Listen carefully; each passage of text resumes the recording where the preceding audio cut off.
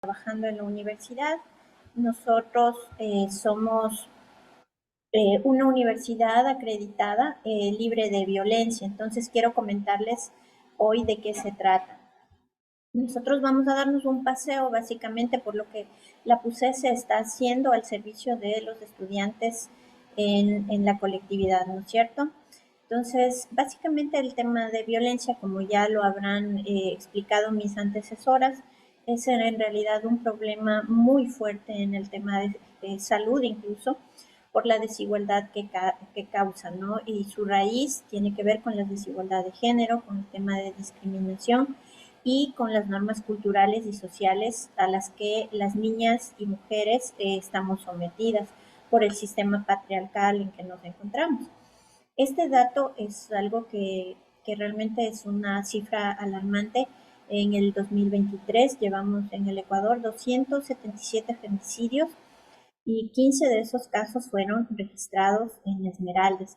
Entonces, la verdad que el tema de la violencia termina en femicidio y muchos de estos incluso no son totalmente reportados. Se habla de una infracifra que incluso que pueden ser el triple de los casos reportados en la realidad, dadas las condiciones de que no siempre se denuncian y no todos los femicidios se destacan en sí mismos, ¿no?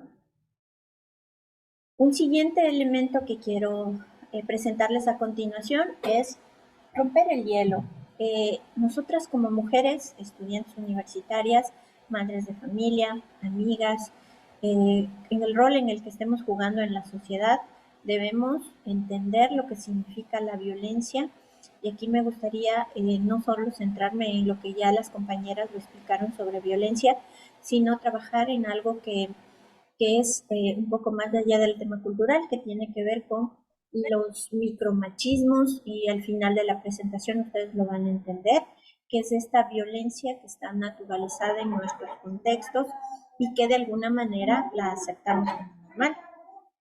Creo que nosotras debemos romper el hielo en conocer nuestros derechos, en saber cuáles son estos tratos, estos buenos tratos que nos merecemos solo por el hecho de ser personas, no necesariamente por ser mujeres, y que más allá de conocer sobre los temas de violencia, conocer nuestros derechos, quizás lo más importante es qué podemos hacer.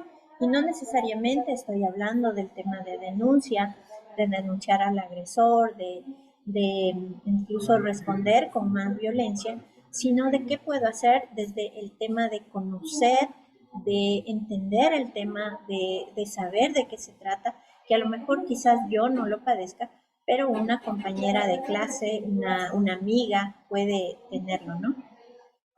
En la universidad, desde el año 2021, nosotros estamos acreditados por GIZ como una universidad libre de violencia contra las mujeres.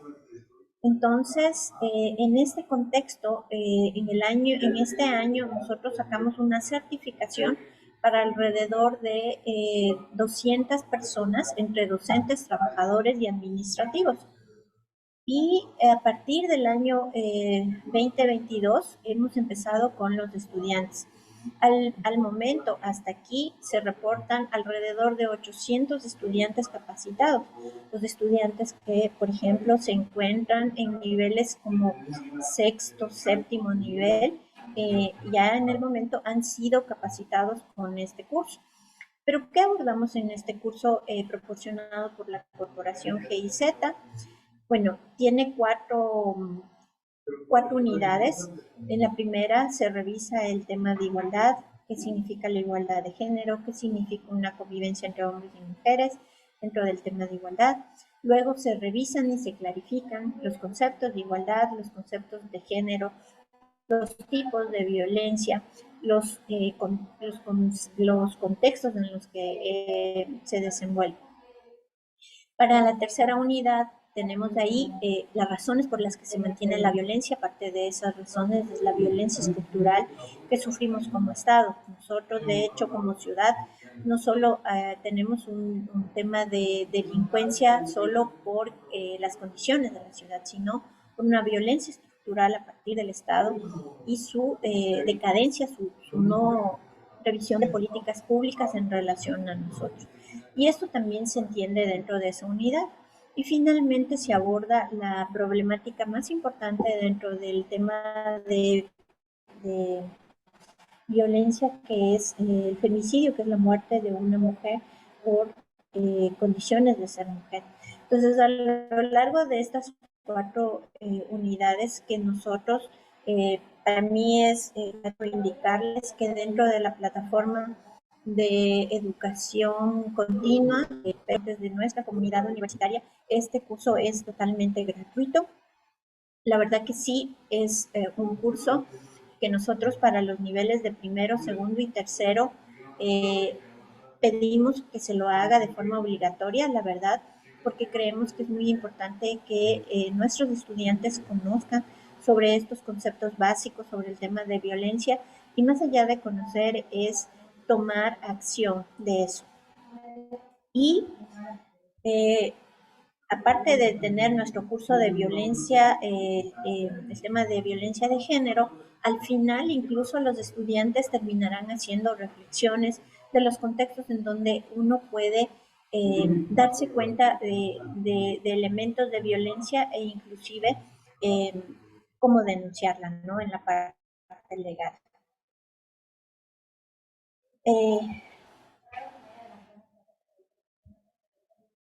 Y pasemos entonces a la acción. ¿Qué podemos hacer cada uno desde nuestros contextos? Bueno, nosotros en la universidad tenemos algo que se llama la ruta de acción o de activación sobre los casos de las personas en situación de violencia de género. Básicamente, ¿cuál es el objetivo? Nuestro objetivo con la ruta de este protocolo que tiene que ver con las víctimas de violencia es accionar todos los procesos, medidas de protección, de atención, de contención y acompañamiento a las personas, en nuestro caso, en la institución, para atender a estas personas, a todas las jóvenes obviamente que pertenecen a nuestra comunidad. Dentro de ese protocolo se cumplen unos principios que son básicos y que ustedes tienen que conocerlas. Uno de esos principios es el tema de la no revictimización. ¿Cómo se hace efectivo este principio? Bueno, básicamente, si alguien se acerca a denunciar en bienestar universitario, el informe que nosotros emitimos al final del proceso, ese mismo informe o las condiciones de información que hayamos recabado de acuerdo al caso, pueden ser utilizadas por el tema de fiscalía y no hace falta volver a hacer declaraciones al respecto. Con ese mismo informe inclusive se puede hacer ya un proceso legal que es una denuncia a nivel de fiscalía.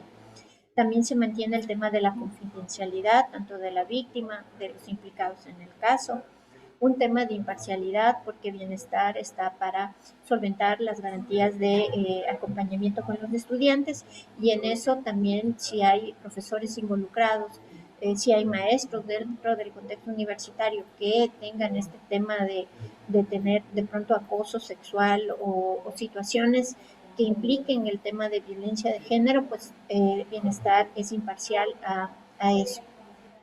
La transparencia del proceso, porque manejamos una serie de documentos que están legalizados dentro de lo que es la PUSE, y la serenidad del caso, porque tenemos tiempos de sacar estos informes relativos a este tema. Y una reflexión más aquí que queda para todos nuestros estudiantes es que el solo hecho de forzarle a alguien a cualquier situación es malvado. También un elemento de que la violencia es una locura, ya que la cordura sí es una elección y no es porque yo tenga la cabeza caliente o sea hombre. ¿O crees de verdad que la reacción violenta es la mejor reacción? Bueno, son preguntas que nos cuestionaríamos cada uno de nosotros, porque como podrán ver más adelante, el tema de violencia entra incluso en temas de elementos culturales. Me gustaría indicarles un poquito en resumen cuál es la ruta de actuación en los casos de violencia de género. Entonces, esta primera ruta, ya cuando se activa el caso, empieza por una denuncia, y la denuncia no necesariamente puede ser de la víctima, también la denuncia podría ser ubicado por un tercero, pero claro, lo mejor es que la víctima venga y denuncie.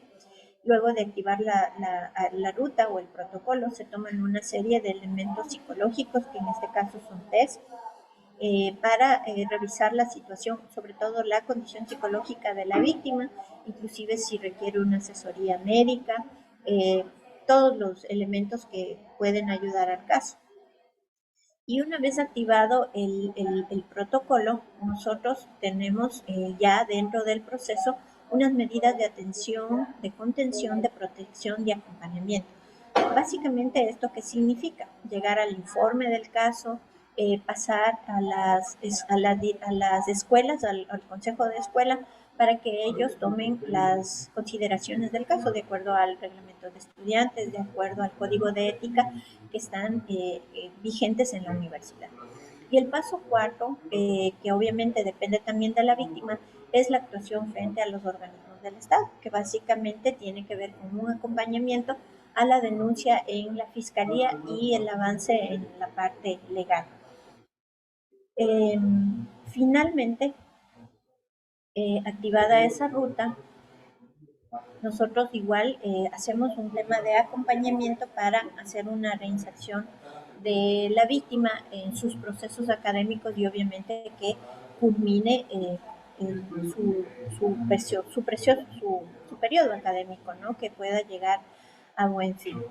Y para concluir esta presentación, a mí me gustaría mucho, si es que alguien de los presentes incluso puede interactuar, entender que la violencia no es solamente un golpe, no es solamente una injuria, una calumnia, no es solamente el golpe, no es solamente el tema de pronto de un tema económico, no es solamente eso. No sé si pueden leer aquí frases como, por ejemplo, que nos dicen a diario, pueden ser en casa, nuestros familiares, a veces que nosotros mismos los replicamos.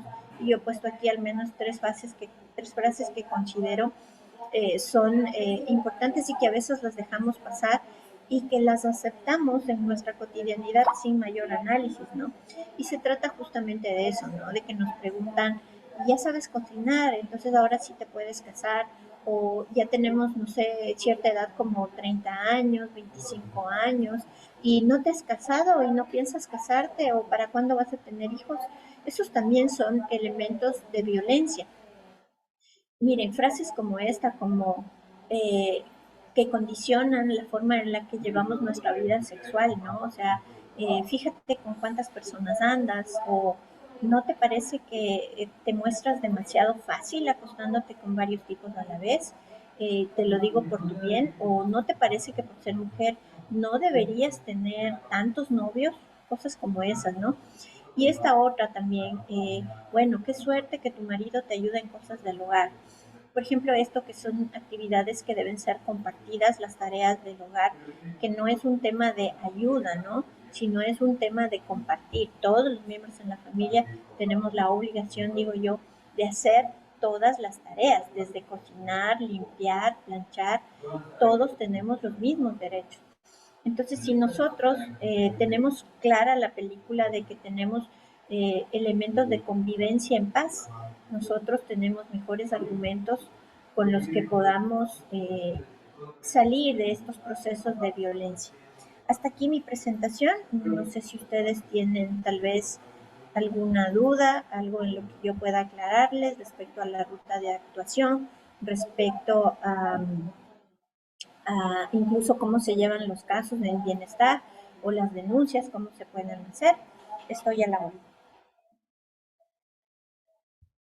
Muchísimas gracias, Elvira, por exponernos un poco cómo está trabajando de manera interna la universidad y cuál es la ruta a seguir en caso de identificar algún tipo de violencia.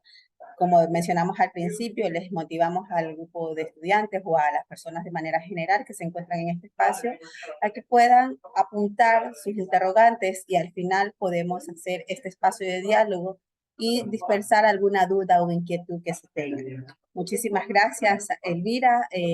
Hemos un poco ido de atrás hacia adelante. Ustedes, las personas ponentes, sabrán que Elvira era la que cerraba un poco para mostrar también, visibilizar estas acciones de la universidad, pero por temas de internet que hemos tenido tanto esta sede como también las otras personas que están acompañándonos, por eso estamos así un poco de atrás para adelante. Entonces, vamos a continuar.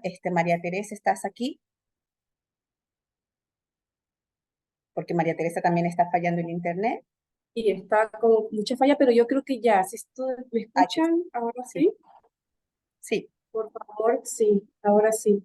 Bueno, mil disculpas, de verdad que ha tenido una tormenta con la conexión, me he tocado irme por todo el patio de la universidad, pero aquí estamos tratando de poder seguir motivándonos en este tema. Continuamos con la abogada Lucía John Lee, ya está lista ahora sí para poder contar con tu presencia. No sé si ya está Ah, por ahí. buenas tardes con todos. Muy Disculpen el bien. inconveniente. No sé si me escuchan bien. Sí, sí, Muy Lucía, bien. sí, muy bien. Un saludo muy especial a la doctora Viviana, quien me invitó al evento. Y muy interesante la ponencia anterior y que está muy relacionada con la ponencia que yo voy a explicar también, pero que es un poquito más macro, ¿no?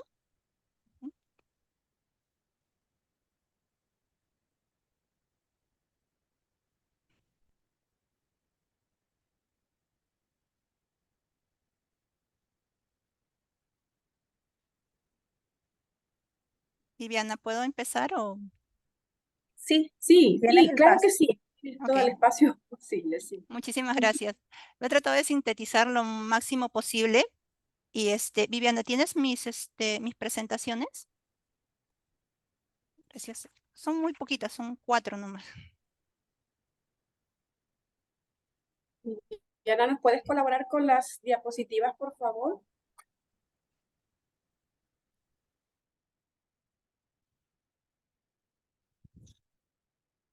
Yo creo que ahora le tocó a Viviana el Estoy lío del ya. internet. Lucía, mientras tanto, Yo les quería brindar saludos de acá desde el Perú. Como ustedes saben, el Perú tiene unos números macroeconómicos muy interesantes. Aparentemente somos un país estable económicamente. No tenemos la moneda como dolarizada como en Ecuador, pero frente a países como Argentina, pues aparentemente estaríamos mejor. ¿Por qué hago este preámbulo? Porque supuestamente mientras mayor es el crecimiento económico, deberíamos estar en mejores condiciones de desarrollo las mujeres. Y es algo que no está pasando. Muy por el contrario, pues se están Es incrementando perdón. el número de mujeres víctimas de violencia familiar y el número de feminicidios se está elevando. Y eso es algo que no se puede, es un poco incomprensible, es un poco que no se puede comprender. Entonces, partimos de que es diferente el crecimiento económico del desarrollo personal de las mujeres, ¿no? Entonces, la primera diapositiva, desde nuestro punto de vista, es de que quienes nos están quienes son responsables de la política de gobierno, pues no entienden el problema de lo que es violencia familiar. Y no es solamente es una cuestión de género, no porque no gobierne, no porque no existe una primer ministra mujer o porque la ministra de la mujer sea mujer, sino va más allá, va más allá. Y la primera diapositiva decía, nuestro expresidente, ¿no? Decía, el feminicidio es producto de la ociosidad que genera el mismo Estado. Entonces, quienes más o menos estamos inmersos en este trajín, em, la segunda es, esto es lo que se decía, ¿no? El feminicidio es producto de la ociosidad que genera el mismo Estado. Entonces, como nosotros sabemos, bueno, imagínense, la ociosidad, pues, bueno, no es uno de los elementos que directos que genere este tipo de problemas. Ahora, que lo diga una persona común y corriente, bueno, hasta podría parecer, podría ser pasable, pero que lo diga una persona que pretendía gobernarnos, pues para nosotros era grave, ¿no? Y lo peor de todo es que esta persona tenía una maestría en todo lo que eran violencia de género. La segunda, entonces, para nosotros el primer tema era de que no se logra entender o no se le da la real dimensión a nuestro tema, a nuestro problema de violencia familiar. En el Perú, la política, y debido al desarrollo económico que podríamos decir que lo tenemos respecto de otros países, señoras, señores, se le otorga un gran presupuesto al tema de violencia familiar. Existe presupuesto, pero la preocupación es la siguiente: ¿por qué las cifras no han bajado? ¿En qué se falla? Y muchas personas dicen, pues bien, hay más juzgados, mayores policías, pero no tienen el entrenamiento suficiente. En las escuelas también no existe, se lee lo que es igualdad, pero no se fomenta ni se practica. Por favor, la segunda diapositiva, Viviana.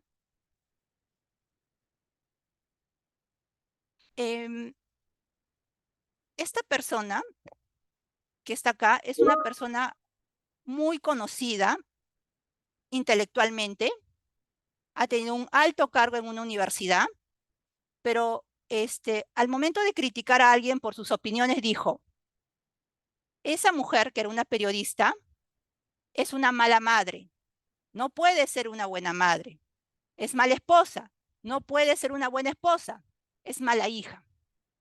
Entonces, nos han encasillado en ser madre, esposa e hija, y tienes que ser buena según el prejuicio que tiene esta persona. El punto es, la violencia no proviene de una persona, de personas ignorantes o de personas de clase baja.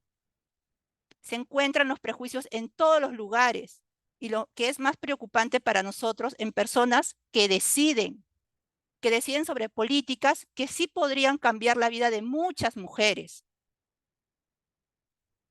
Cuando nosotros, en nuestros juzgados, cuando nosotros vemos un proceso de violencia familiar, muchos chicos nos dicen, ¿saben qué? Esta mujer no podría ser protegida por ustedes, porque esta mujer no es respetable, porque ella ha estado con muchos chicos, según la opinión de unos adolescentes de 14 o 15 años. O sea, si una mujer tiene muchos enamorados, no debería ser protegida por el Estado. Entonces, por más que se invierte dinero, no se cambia la mentalidad de las personas. Y como ustedes se dan cuenta, personas que están en altas esferas del gobierno te catalogan por ser buena madre, buena esposa o buena hija. Y si no eres tal, eres una mala mujer. Y se hace desde el gobierno. Por favor, la tercera diapositiva.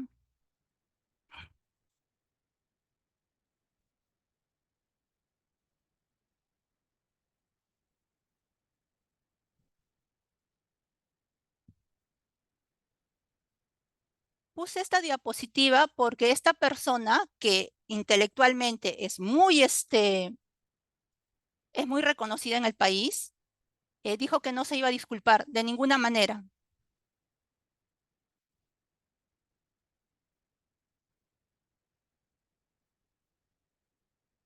La segunda. Esto también pasó en nuestro Congreso. Un congresista le dijo a otra en una conversación, solo falta que te violen. Y lo he puesto porque se están normalizando muchas conductas delictivas. O sea, la señora, según el relato, decía algo así como, he estado soltera, he estado casada y he sido viuda. Y una persona, congresista, que es un representante, dijo, solo falta que te violen. La señora se ofendió a la congresista. Este caso nunca se logró probar, porque quienes estaban alrededor también eran varones. Quedó en el limbo, pero la expresión de solo falta que te violen fue dicha en un contexto de broma, podríamos decir. Pero señores, ¿cómo podríamos bromear con estos términos? Solo falta que te violen. O sea, una violación es algo que puede causar gracia. Es un delito. Uno de los delitos que son penados con 25 a 30 años de cárcel.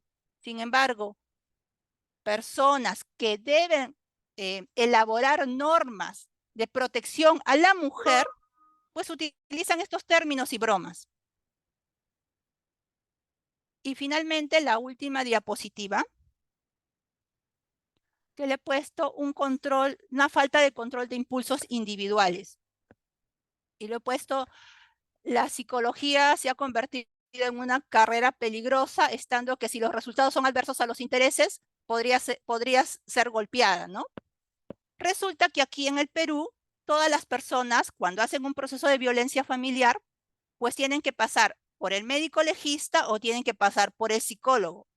Una persona también bastante educada no le gustó los resultados del examen y terminó golpeando a la psicóloga. Entonces, en el Perú, señores, si bien existe una política dentro del papel, existe una gran normatividad muy buena, nos está faltando realmente internalizar estas normas. Y es bastante difícil internalizar estas normas si las personas que tienen que crear las normas, que tienen que llevar a cabo las políticas de gobierno, hacen exactamente lo contrario.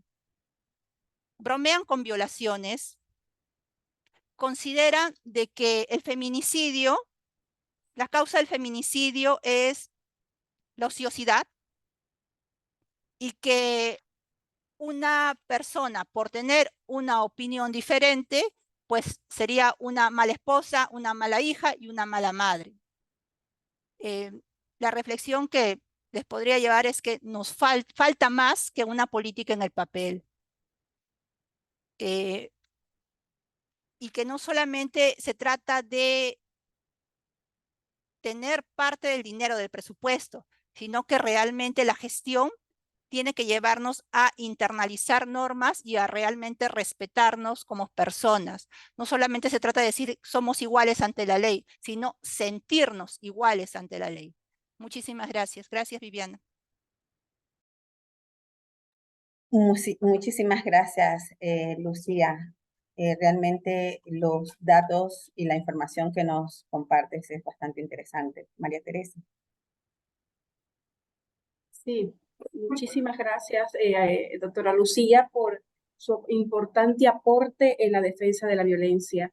Creo que estos datos son muy significativos. Creo que esto nos hace abrir un poco más los ojos a mirar y hacer conciencia y motivar a las demás mujeres a concienciar en que debemos disminuir este tipo de accionares. Muchísimas gracias ante todo y para todos esta situación que nos preocupa muchísimo en la actualidad y desde hace mucho tiempo que también lo teníamos escondido.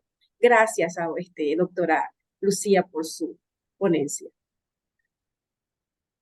Entonces continuamos con nuestra tercera ponente. En este caso tenemos a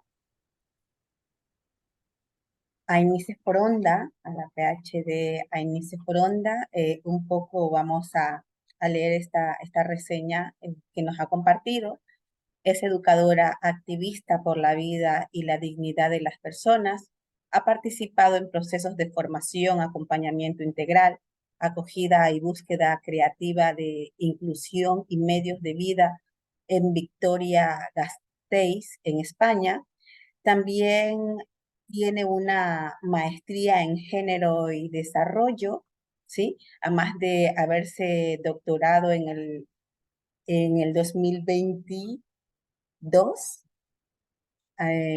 21, perdón, en el 2021. También podemos mencionar que AINICE se encuentra ahora en el País Vasco. Desde marzo del 2022 ha participado en un equipo de trabajo de diseño de materiales sobre buenas prácticas de Internet y redes sociales, y actualmente es técnica de ciudadanía y patrocinio comunitario en Alboan. Es una ONG jesuita de cooperación internacional en Euskadi, Navarra, que trabaja por la construcción de una ciudadanía global que promueve la justicia social, socioambiental, y la equidad de género. Ainice, de manera resumida lo he hecho. Te damos el pase. Muchas gracias. Bueno, les saludo, pero luego voy a quitar la cámara porque he tenido mucha dificultad para entrar. Así que, bueno, darles las gracias, voy a intentar ser breve y darles un poco la panorámica. Nos pedían que habláramos de las causas de la violencia de género, de los femicidios, de por qué aumentan, ¿no? Y bueno, yo voy a dar un poquito algunas cifras desde el Ministerio de Igualdad y organizaciones como Amnistía Internacional de cuál es un poco la perspectiva, cuál es la situación de la violencia de género en España, y luego más bien voy a hablar de cuáles son las estructuras, voy a intentar dar un esquema explicativo de cuáles creo que son yo un poco las estructuras que están a la base. Y para esto me voy a basar un poco en algunos de los contenidos de un curso de violencias de género, que lo recomiendo, que es de la Universidad del País Vasco, y lo recomiendo porque es de libre acceso, de estos cursos que son muy abiertos, y bueno, y que yo creo que nos ayuda a entender un poco esta difícil problemática, ¿ya? Entonces, les voy a compartir mi presentación. ¿Me confirman que se vea, por favor? Está proyectando, está subiendo, cargando, perdón. Y como Ya. les decía, Okay. a ver si logro explicar así un poco rápidamente. A ver si... estos dos puntos a los que me voy a referir, ¿de acuerdo? Vaya, tengo que volver, no consigo. Parto de la definición de la ONU de violencia basada en género, que la define como aquellos actos dañinos dirigidos contra una persona o un grupo de personas debido a su género, ¿no? Simplemente por el hecho de pertenecer a un género con el que una persona se autoidentifica, ¿no? La violencia basada en género tiene origen en la desigualdad, en la inequidad de género. No es casualidad que sea uno de los 17 objetivos de desarrollo del milenio, ¿no? El tema de la equidad. Y también un abuso de poder, como luego veremos en las estructuras que les voy a referir en la segunda parte, y en la existencia de unas normas, ¿no? Dañinas. Constituye, por lo tanto, la violencia de género una clara violación de los derechos humanos, y, como sabemos, la Organización Mundial de la Salud nos da datos de que 1 de cada 3 mujeres a nivel mundial ha sufrido en algún momento de su vida violencia física o sexual, bien por parte de la pareja o por otra persona que no sea pareja o expareja. Y de hecho, 1/3 de las mujeres de 15 a 49 años pues dicen que han sufrido este tipo de violencia por parte de su pareja o expareja. En España hay registro de cifras desde el año 2003, ¿ya? Y en este tiempo, en 20 años, más de 1.200 mujeres han sido asesinadas, 1.234, el dato que yo veía, creo que era el domingo cuando hice la última actualización, aunque les cuento que ya ayer hubo una nueva víctima en Madrid, 1.235, y en un inicio, en ese 2003, no se contabilizaban muchas de las víctimas de violencia de género, como son quien no tuviera una relación sentimental con el agresor, es decir, si a ti te mataba alguien que no fuera tu pareja o tu expareja, no contaba. Tampoco quienes habían sufrido una agresión sexual, tampoco contaba si luego finalmente eran asesinadas, ni aquellas mujeres que habían padecido que su pareja o expareja matara a sus hijas o a sus hijos, ¿ya? Esta última cifra de menores víctimas de violencia machista en España sí que se comienza a registrar en el año 2013, y hasta 2023, es decir, en 10 años, asciende a 49. Como les contaba, también aquí tenemos que aumentar un caso más, porque el asesinato el día de ayer en Madrid de una mujer fue con su hija de 3 años, ¿no? A manos de su pareja. En el 2019 fue cuando se comenzó el registro de todas las mujeres víctimas de violencia, o sea, incluso cuando no fuera tu pareja, incluso también de los hijos o las hijas, ¿no?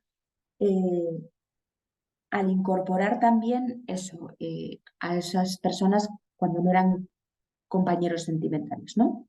Y esto se hizo también porque el convenio del Consejo de Europa sobre prevención y lucha contra la violencia de la mujer del año 2011, el llamado Convenio de Estambul, en el que defendía el reconocimiento de la violencia de género, todo tipo de violencia efectuada contra las mujeres simplemente por el hecho de ser mujer, pues lo recomendaba así, ¿no?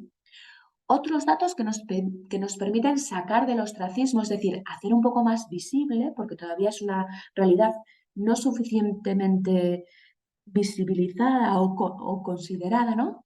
La magnitud de la violencia de género en España. El 11% de mujeres de 16 años y más, que en España serían 2,2 millones de mujeres, han sufrido a lo largo de su vida violencia física o sexual de su pareja o su expareja. Si contamos también la violencia que han sufrido mujeres de otras personas que no sean tu pareja o expareja, es el 24,4% las que lo han padecido, según datos del Ministerio de Igualdad del año 2020. La Fundación ANAR en el año 2023 hizo otro estudio y lo que señala además es que la violencia de género se está aumentando en el caso de las adolescentes y además cada vez a una edad más temprana.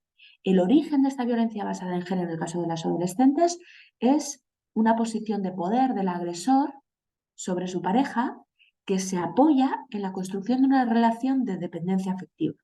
Muchas de estas adolescentes dicen que no se dan cuenta de lo que viven y por lo tanto no lo denuncian ni tienen intención, ¿no?, de denunciar. En 2023, hasta este noviembre, ¿no?, de las 52 víctimas, 53 el lunes, que fueron víctimas de violencia de género, 40 no habían puesto una denuncia, ¿no?, según datos del Ministerio de Sanidad, Servicios Sociales e Igualdad de este año, ¿no? Como en otros contextos, eso sabemos que es muy difícil denunciar, aunque cada vez se denuncia más. Hay varias cosas que hacen que sea muy difícil, ¿no? La mitad, según otro estudio de la Fundación Igual a Igual en el año 2019, la mitad de las mujeres que decían no denunciar era por miedo al agresor, un porcentaje un poco menor porque no se reconocían como víctimas, otras porque se sentían culpables y irresponsables de la situación. Un 29% dijo sentir pena por el agresor y otros aspectos que también dificultan esta infradenuncia, ¿no?, serían la falta de recursos económicos, porque el 64% de las mujeres dependían económicamente del agresor, la edad. Las mujeres de menores de 35 años denunciaban más que las mayores de 65.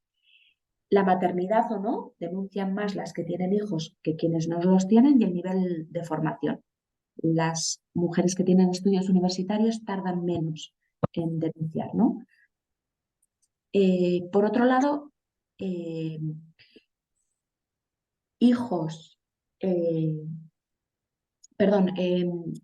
aspectos que hacen que llegues a denunciar, ¿no? El más importante suele ser padecer un daño psicológico grave y un poquito por detrás haber sufrido un maltrato físico muy fuerte o como decía ahora, darse cuenta que de los hijos se han percatado de la situación de violencia, como así algunas de las más importantes, ¿no? Como dato positivo, cada vez hay más denuncias y cada vez también hay una mayor conciencia social, lo que hace que más personas cuenten con el apoyo de su entorno y se animen, ¿no?, a denunciar. En este sentido, aumentan también las denuncias presentadas por terceras personas, ¿no? Y hay que reconocer que las mejoras en los procedimientos y resolución de las denuncias son un aspecto clave para que las mujeres se confíen y sus contextos familiares o sociales o ellas mismas pues tengan mayor confianza en la ley y en la actuación que la ley posibilita contra la violencia machista, ¿no? Otra forma que tienen los agresores un poco de hacer daño a las mujeres, ¿no? Es castigando a la mujer pues, a través del asesinato de las hijas o los hijos, lo que se conoce como violencia vicaria.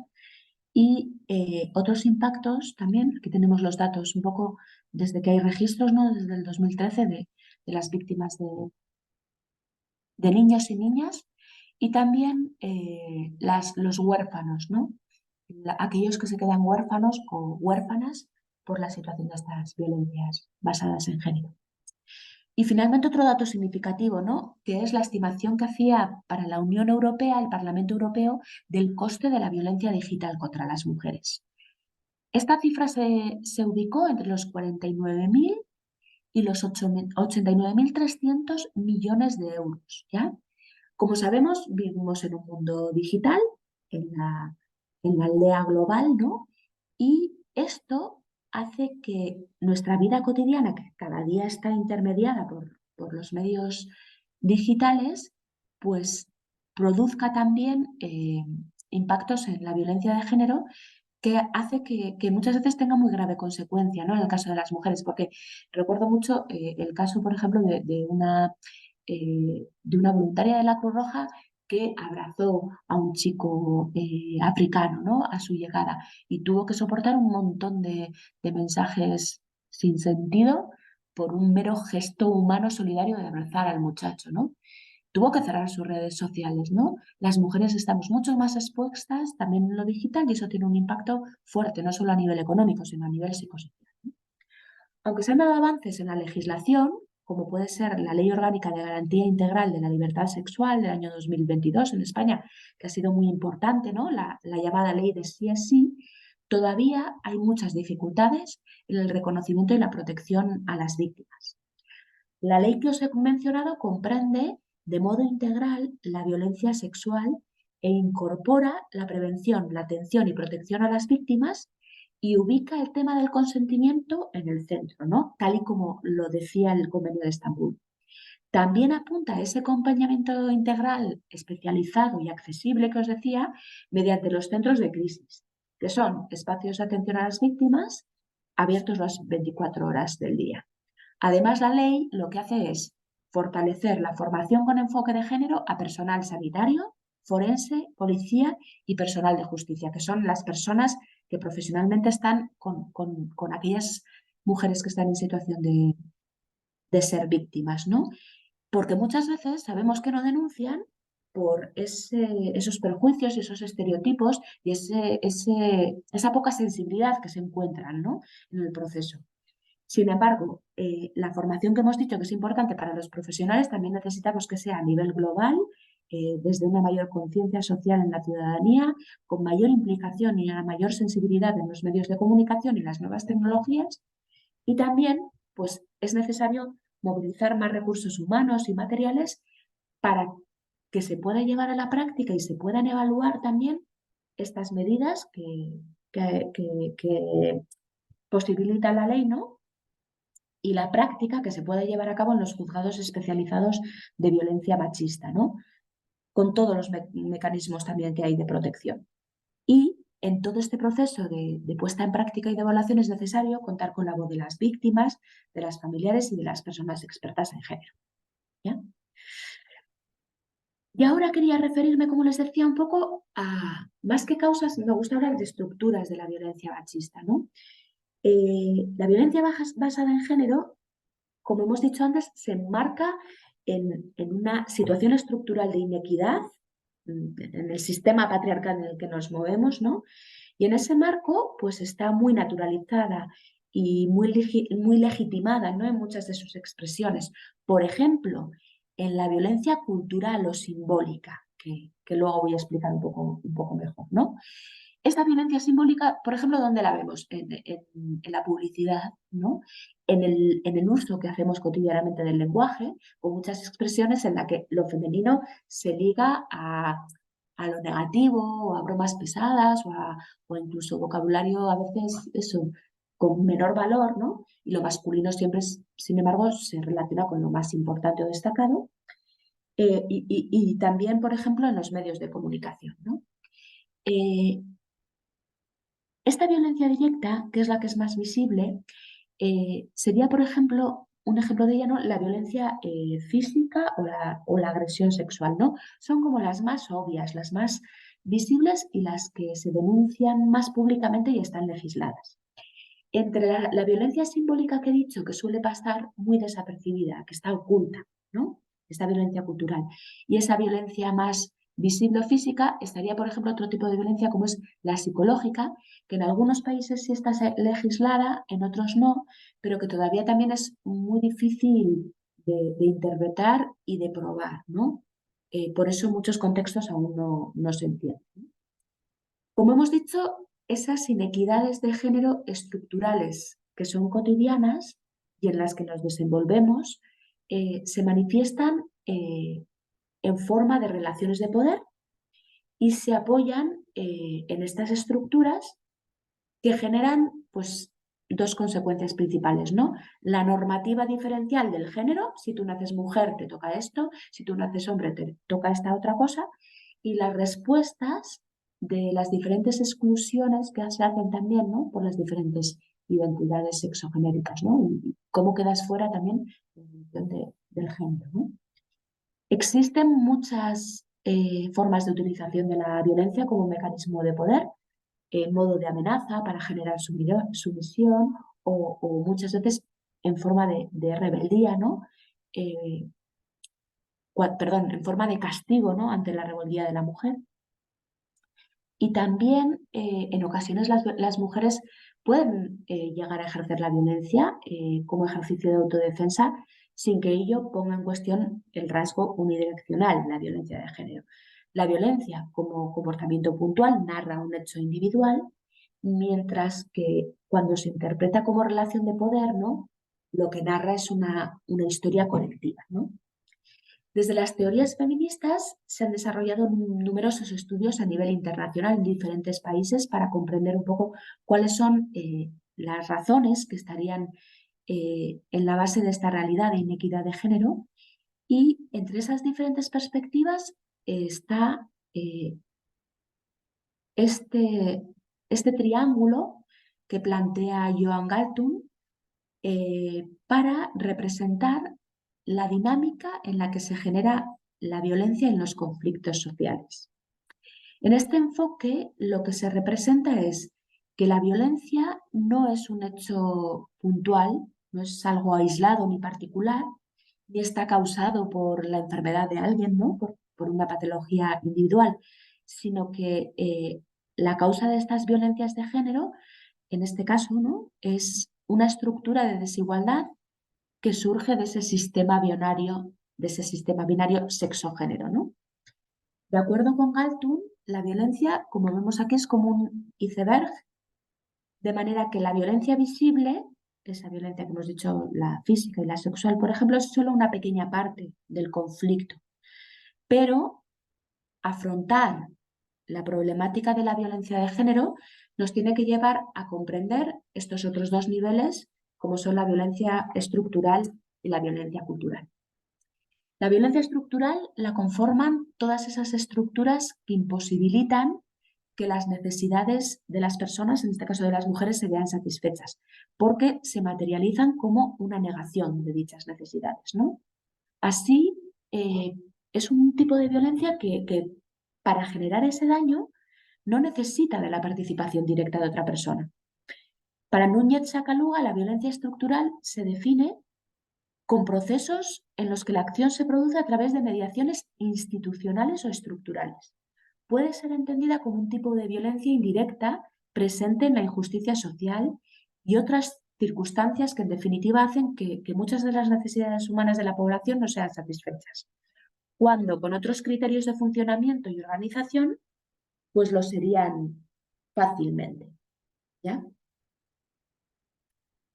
Sí, ya termino. A veces es muy difícil distinguir lo que sería desigualdad y violencia estructural, ¿vale? Porque en determinadas culturas un poco se mezclan, ¿no? Qué sé yo, en Afganistán, violencia estructural es que las mujeres no puedan ir a la escuela o en determinados lugares de África, ¿no? Y muchas veces eso se traduce en una desigualdad, ¿no? Otro ejemplo de esta violencia estructural sería en España, cuando la Ley Orgánica del año 2004, que era de medidas de protección integral contra la violencia de género, antes de esa ley, cuando una mujer era agredida y convivía con el agresor, salir de la casa era la única opción que tenía la mujer para protegerse, ¿no? Porque se entendía que para protegerla, pues tenía que ir a un centro de acogida y se crearon los centros de acogida. Parecía que no había ninguna otra alternativa. Pero esa medida, claro, suponía inconvenientes para las mujeres y transmitía al agresor un mensaje de de impunidad, ¿no? Con esta ley de medidas de protección se cambia y se considera que el agresor es el que pueda salir de la casa y no es obligatorio, solo por mayor protección de de la mujer tal vez se pueda determinar que ella salga, ¿no? Con ese cambio, un pilar de la estructura social, la ley, se ha movido y ese cambio ha favorecido a las mujeres que sufren directamente la violencia, a la vez que ha roto una manera de entender eh, esa violencia a nivel simbólico, ¿no? Y por terminar, el segundo nivel del esquema de Walton, porque la violencia directa, pues ya le he explicado un poco más, como esa forma, ¿no? Muchas veces de violencia física y, y sexual, ¿no? Que es la más visible, ¿no? El segundo nivel sería la que se llama violencia simbólica o cultural, la cual crea un marco legitimador de la violencia, ¿no? La violencia cultural origina la violencia desde las ideas, las normas, los valores, la cultura, la tradición, o sea, es que siempre ha sido así, ¿no? Como un alegato de que es natural, es que pues las mujeres siempre hemos hecho estas tareas, ¿no? Estas actividades. Esto es, todo lo que en una cultura determinada da legitimidad o favorece la violencia de cualquier origen o simbología, pues es violencia cultural y, por ejemplo, esto se manifiesta en muchos discursos sociales o políticos que legitiman esa explotación o marginación de las mujeres, esa cosificación de las mujeres en la propaganda o en la publicidad, ese simbolismo siempre de mujer fatal, de mujer deseo, bueno, un montón de ejemplos, ¿no? Que encontramos en los medios.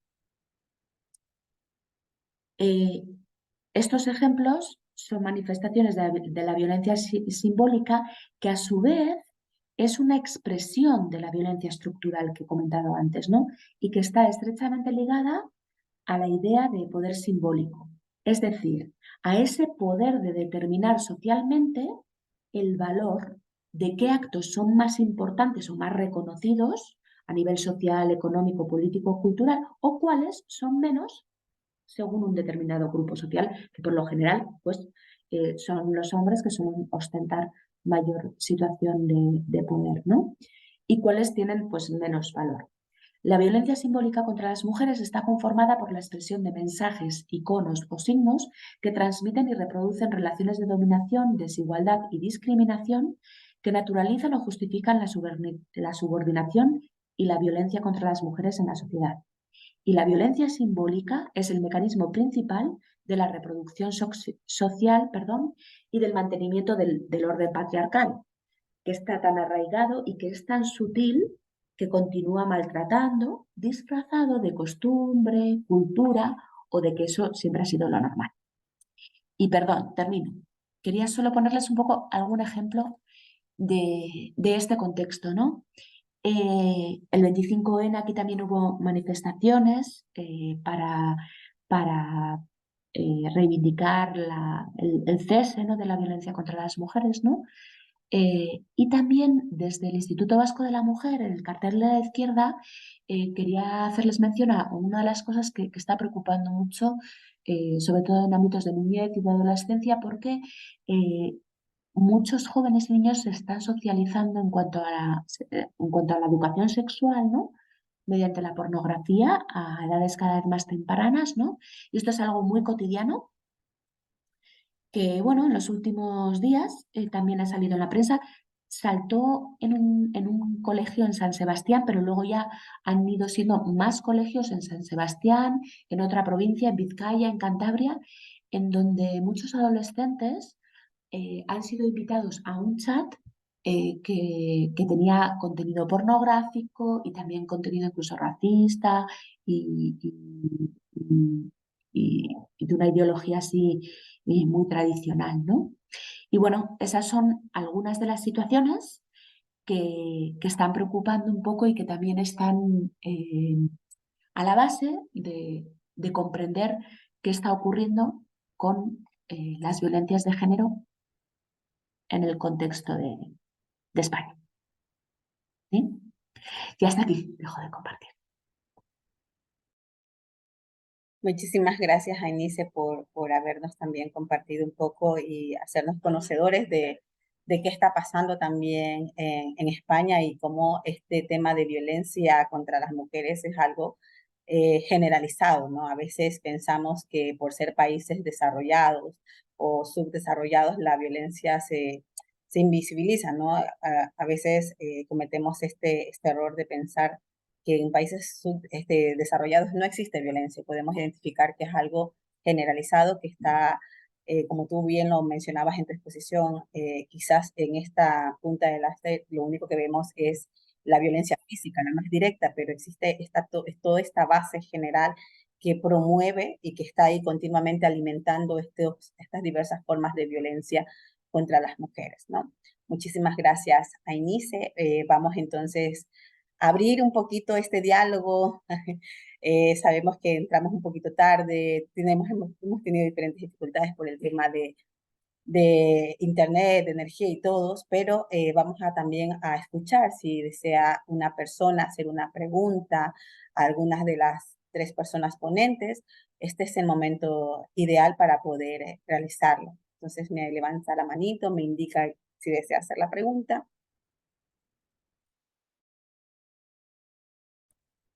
Muy buenas tardes con todos y todas. Primero felicitar a las organizadoras y también a las ponentes por la información actualizada y relevante, ¿no? Acerca de la violencia contra la mujer.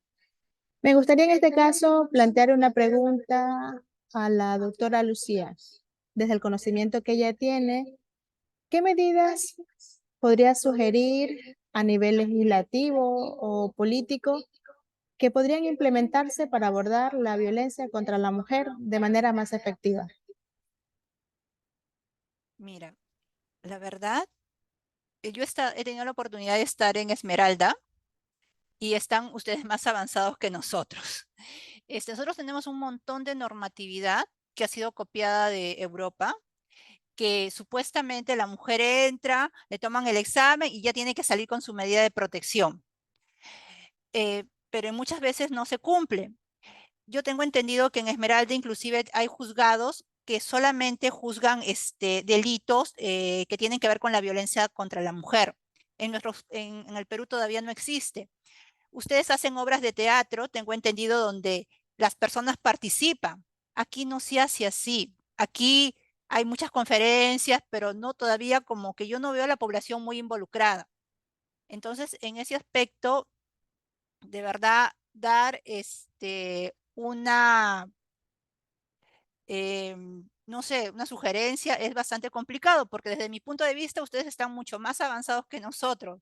Entonces, es bastante difícil. En nuestro país lo que estamos buscando es policía especializada, eh, que no minimice aquellos delitos y que tome todas las denuncias contra que realizan las mujeres. Y también estamos buscando jueces especializados, ¿no? Jueces especializados. Tratamos de llegar a las escuelas, porque realmente lo que se está sintiendo es de que la violencia empieza desde casa.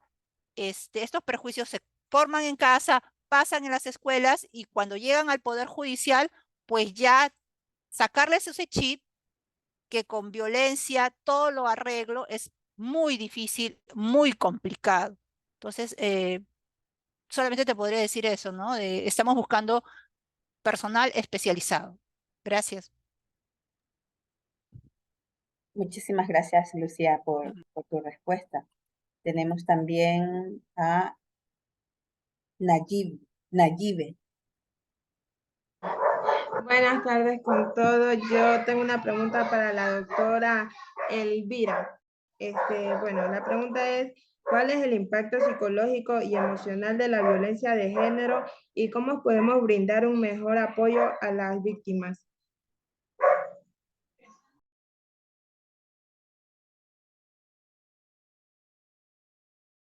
Ok, dos preguntas son las que hiciste, Nayibe. El impacto psicológico va a depender de cada víctima y también depende del nivel de exposición que tenga a la violencia. Realmente lo que pasa en nuestro entorno, de hecho en nuestro contexto, lo hablo por los casos que se atiende, es que la mayoría de las víctimas de violencia acuden cuando esos niveles de escalamiento, porque la violencia tiene un ciclo, suelen ser ya de nivel incontrolable, ¿no? Porque un primer nivel, por así decirlo, tiene que ver con una violencia psicológica, que es lo que les decía yo al final de la presentación, se maquilla, se esconde detrás de elementos tan conocidos, se llaman estos como micromachismos, que son parte de nuestra cultura, de nuestro trato inclusive, y que nosotros los normalizamos como una violencia que de hecho ni siquiera la percibimos como violencia. ¿Y qué podemos hacer? Es más bien darnos cuenta de lo que le pasa a nuestra compañera, porque si ya veo que su pareja o cualquier persona cercana a su entorno propicia no solo esta violencia psicológica, sino también el tema de maltrato físico, y si a eso se suma tal vez un tema de violencia económica, pues entonces debemos actuar. ¿Y qué se puede hacer?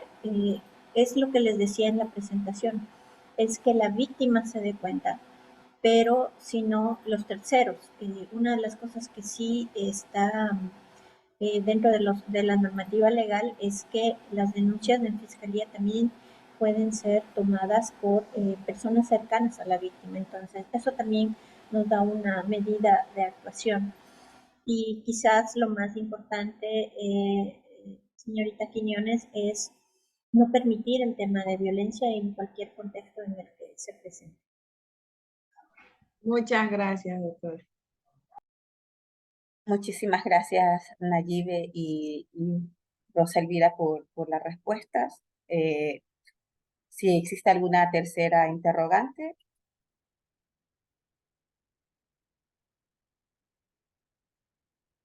Motívese. Han estado bastante interesantes.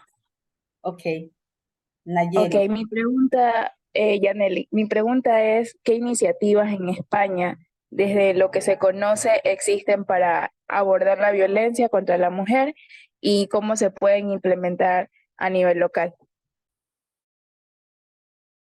Entiendo por la dirección de la pregunta que va hacia... Sí, para la señora Aisinés. Gracias, Yaneli. Mira, pues te cuento que yo he estado muchos años en Esmeraldas, hace poquito que he llegado, pero sí me he quedado muy sorprendida porque yo he vivido 15 años fuera de aquí, casi, no, perdón, 14, casi 14. Y cuando he vuelto a mi ciudad me he encontrado una casa de las mujeres, por ejemplo. Una casa de las mujeres que se construyó desde el movimiento feminista. Claro, yo donde estoy en Vitoria, en concreto en el País Vasco, el movimiento feminista ha sido súper importante, ¿de acuerdo? Entonces, ¿qué medidas se pueden llevar a cabo? Infinitas. Por una parte, como te digo, una casa de las mujeres, que es una casa construida desde las organizaciones sociales, desde los grupos de base, desde movimientos de mujeres, que lo han venido reivindicando muchos años y hoy es una realidad municipal. O sea, imagínate el municipio de Esmeraldas que construye una casa donde las mujeres se reúnen, luchan por sus derechos, hacen formación, una agenda, no la tengo aquí a la mano, pero una agenda gordísima, formativa con charla, poesía, música en clave feminista. Otras muchas cosas que se pueden hacer es medidas de conciliación, ¿no? En muchas empresas se están haciendo planes de igualdad. Bueno, muchas cosas que en la PUCESE ya lo habrán trabajado, por lo menos el alumnado de educación, cuando veían la materia de coeducación, o mucho alumnado de las maestrías, cuando veían educación para la igualdad, o en psicología, yo creo que también tienen ustedes varias materias de equidad de género, ¿no? Se trabaja todo lo que son los planes de igualdad, los diagnósticos transversales con perspectiva de género, es decir, como yo les decía antes, es clave la formación, pero no solo la formación de los profesionales. No tenemos que llegar a ser víctimas, aunque es casi un milagro que muchas no lo seamos, porque recordemos, a nivel mundial, 1 de cada 3. Entonces, si no me ha tocado la lotería, ¿no? Pero no tenemos que llegar a esas situaciones, y entonces es clave, y todos ustedes como estudiantes, mi postura como profesional, como educadora, sea enfermera, psicóloga, maestra, o sea, aquí veo mucho alumnado también de PINE, de la pedagogía de idiomas nacionales y extranjeros, eso, o sea administrador de empresas. Tengo que tener una mirada de que esto es una pandemia, esto es como el COVID. Entonces, como comentaba antes también Elvira, tengo que generar conciencia como vecina, como ciudadana, como profesional o como persona humana de visibilizar, de poner nombre a estas cosas, de identificar esas estructuras de patriarcado y esa violencia simbólica, y empezar a revisar mis acciones, mi uso del lenguaje, mi manera de relacionarme y mi uso del poder, que muchas veces siempre nos sitúa a las mujeres en una situación de dependencia y subordinación. Las mujeres tenemos que empezar a situarnos en equidad, con propia voz y generando un montón de estructuras de prevención, ¿no? Desde la formación y la educación, que nos posibiliten tirar abajo el patriarcado. Muchísimas gracias, Ainice. Damos el paso entonces a Ruth Quiñones, quien también nos ha levantado la manita. Ruth, te escuchamos. Hola, sí me escuchas, ¿verdad? Sí. Voy a ver si me cambia la cosa. Sí, no, yo veo que se me adelantaron a las preguntas, pero en todo caso tenía una pregunta para las tres ponentes. Quiero felicitarles y también a la universidad.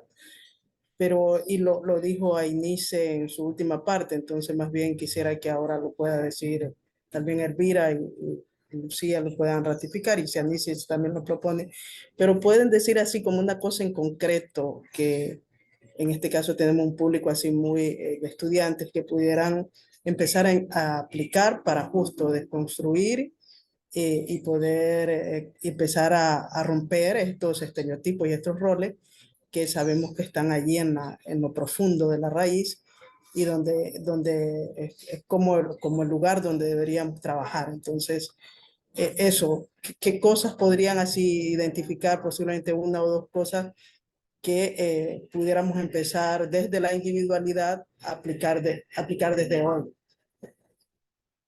Esa es mi pregunta y un poco la inquietud. También.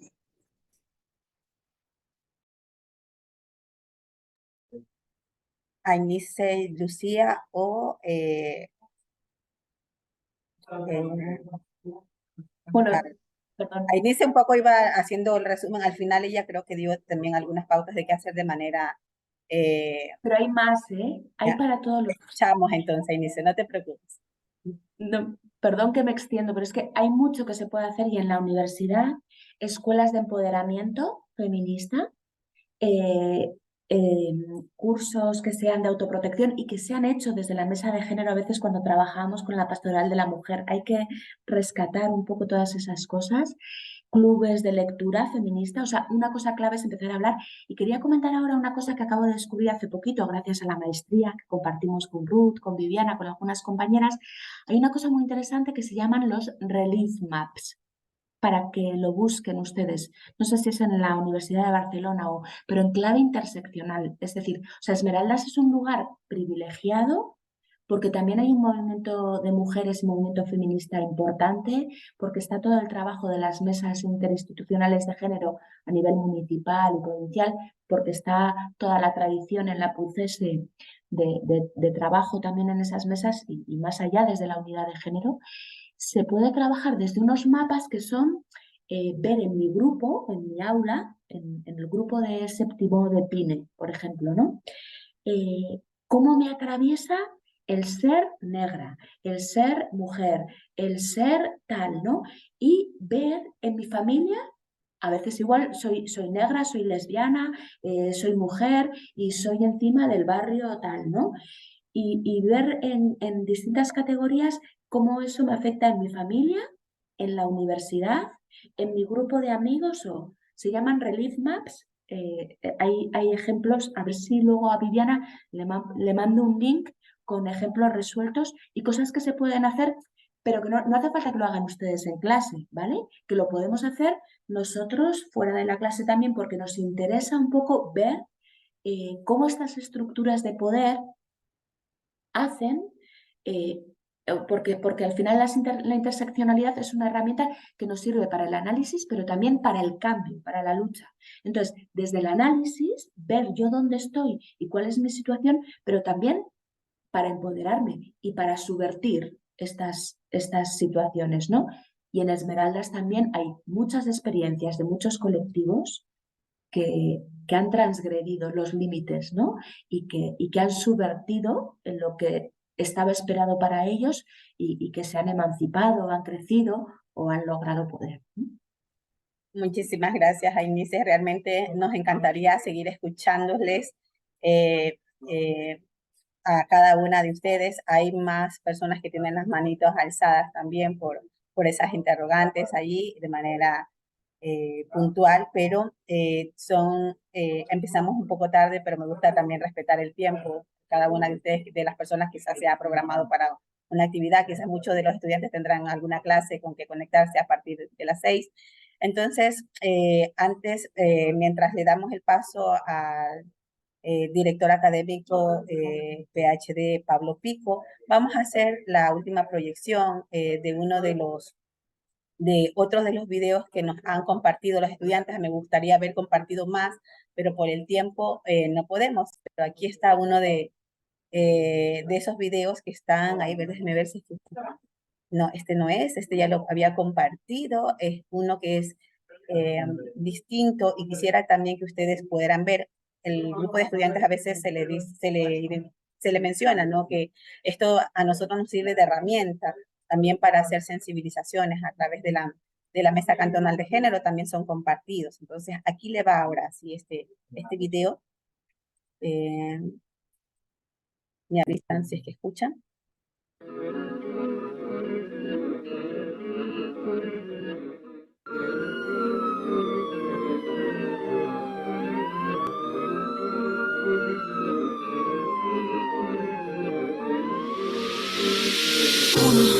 Ivana, 15 años de edad, le gustan las rosas y de grande abogada será.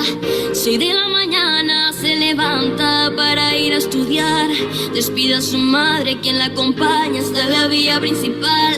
Ivana camina pensando, tarde llegará, la calle está sola y de repente escucha unos pasos de atrás.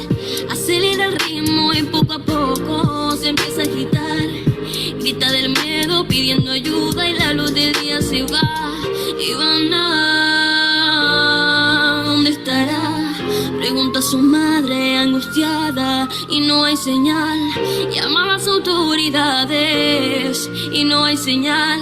Luego de 3 días, Ivana asesinada está.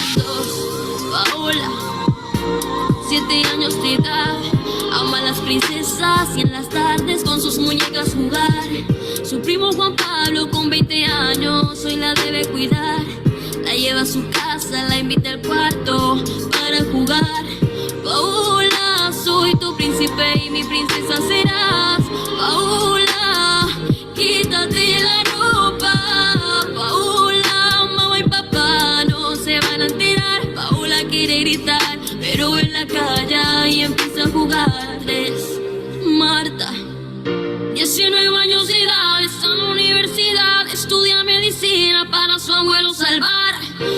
chico atractivo y cortés se presenta.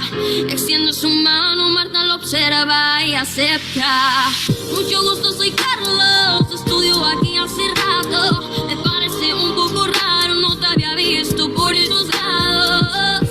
Es un placer, Carlos, apenas soy nueva, eres nueva, sí, mi nombre es Marta, mucho gusto, princesa.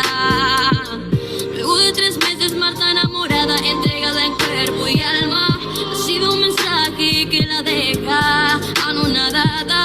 Carlitos, el chico atractivo, le envía un íntimo video pidiendo dinero a cambio de su silencio. 4.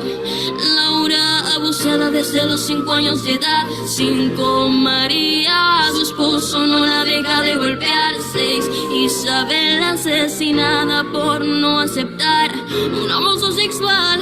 Ya basta, ya no quiero contar. 7. Diana, vendida sin saber cuánto valemos. 8. Ana le dice niño por su corto cabello. 9.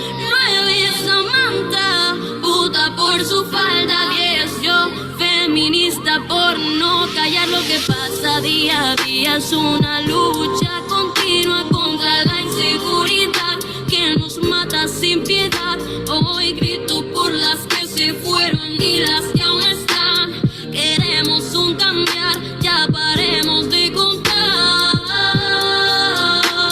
Queremos un cambiar y ya paremos de contar. Dile no a la violencia contra la mujer y si eres víctima, no te quedes callada.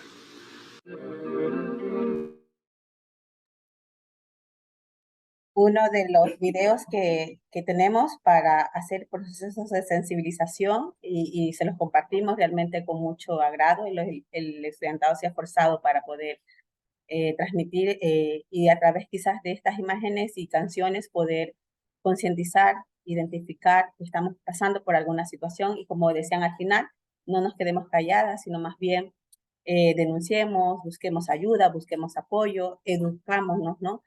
Y entonces me quedo yo calladita y le doy el paso entonces para que haga el cierre, las conclusiones a nuestro director académico, el PhD Pablo Pico. Muchas gracias, Viviana. Quiero agradecer a cada uno de los ponentes. Tenemos ponentes de diferentes países, a los participantes y sobre todo a las compañeras que han organizado este evento, el tercer conversatorio académico sobre la eliminación de violencia mujer.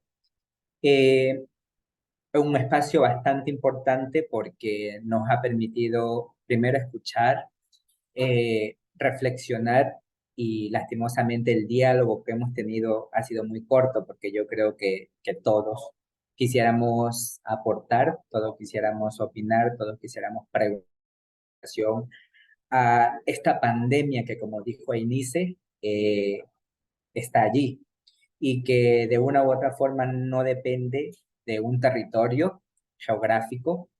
La violencia contra la mujer está en todos los países, independientemente que se encuentre en uno o en otro continente, que sea un país más o menos. La violencia está allí. Y bueno, pues también hemos analizado que no depende de la condición socioeconómica, como decían anteriormente. El hecho de que yo tenga más significa que voy a tener una sociedad libre de violencia, ¿sí?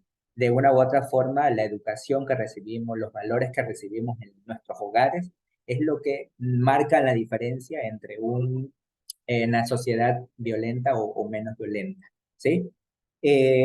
También otra cosa muy importante es que hemos tenido ponentes de diferentes países y en cada uno de estos países hemos visto experiencias, nos han contado experiencias, nos han contado lastimosamente casos que suceden, ¿sí? Cualquiera pudiera decir, bueno, yo vivo en Esmeraldas y el problema solo está en Esmeraldas, pero no está en Esmeraldas, está en el país, está en el mundo entero.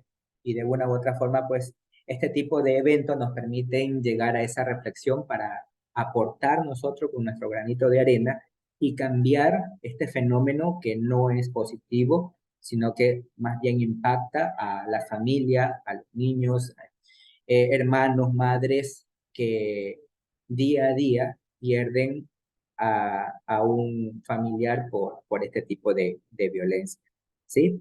Entonces, también vimos muy importante que la violencia contra la mujer no depende del área en la que yo me desenvuelva. Muy interesante lo que nos comentaba Lucía en el contexto de la política, donde generalmente hace algunos años los políticos eran prácticamente hombres, ¿sí? Pero también los tenemos en cualquier otra área en la que ustedes se desenvuelvan, en la parte administrativa, en el campo de la salud, en todas las áreas en las que ustedes se están formando, que contamos con la presencia de muchos estudiantes, vamos a encontrar o encontramos actualmente este tipo de fenómeno de violencia contra la mujer.